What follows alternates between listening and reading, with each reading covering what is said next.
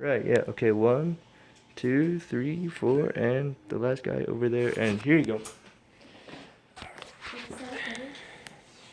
I'm pretty sure. Let's do this. Okay. Okay, cool. You good? Yeah, sure. Alright. The Olympic Games is something that we can all love, identify with, and have much pride in watching. The meaning of these games is simple to unify and celebrate the world's best athletes from each respective country, thus creating a platform for the entire world to cooperate and be prideful in each participant's accomplishments. The games occur on a 4-year cycle, but in reality it's a 2-year cycle that alternates between the summer games and the winter games, or the versions, whatever you want to call them, doesn't really matter. Before any of these festivities can start, there must be the lighting of the Olympic flame, the Olympic torch. This timeless tradition originates from the ancient Greeks at their ancient games, the flame being lit in Olympia, Greece, only by the power of the sun's rays. A little background on the flame itself. The Greeks believed that the fire was sacred and that it was given to humans by the god Prometheus, who had stolen it from Zeus and the god of fire, Hephaestus. The flame represents the positive values that humans have always associated with fire, or flame. The flame is lit long before the start of the actual games, with the torch traveling a short distance around Greece before it is then transported to the host country. Olympia has been chosen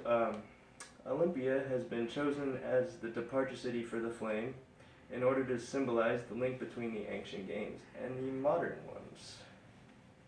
The location of the flame is always the same, and it is by the ruins of the Temple of Hera. The flame is then transported to an ancient stadium and an urn where it is given to the first runner in the Olympic flame relay.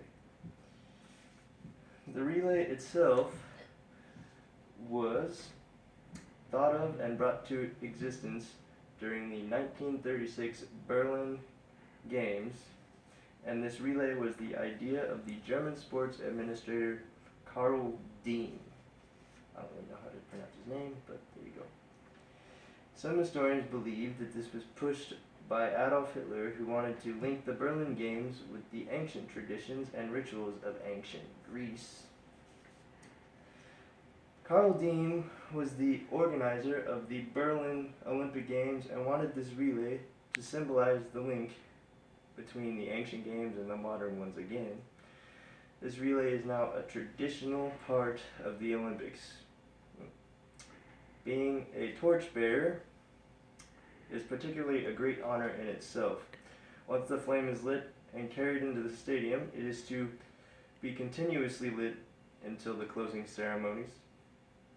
Traditionally, the final torchbearer of the flame is kept a secret until the very last moment.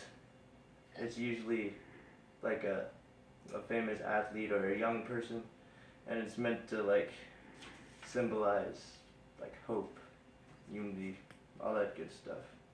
Hope for the future, because it's the Olympics, and you all want to be unified and celebrate. Let's see. They will do a lap around the stadium, culminating with the release of doves that symbolize peace and prosperity between all the cooperating nations. So, the Olympics is a beloved tradition that occurs every 4 years or 2 years. It really doesn't matter because it happens anyway. It may be hosted by a different country that it rolls around, but the premise is always the same.